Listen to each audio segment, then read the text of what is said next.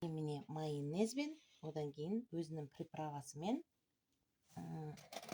балыққа арналған приправасымен маринаттап, таңертең жұмысқа кетерде маринаттап кеттім. Енді бүгін бір қонақтарым бар еді келгенге, соған міне 2 балықты осылай маринаттадым. Тек қана тұз, майонез және для балық деген не ғана қостым, приправа. Мына жерде кетчуп емес, аджика, сосын чеснок, тұз болды.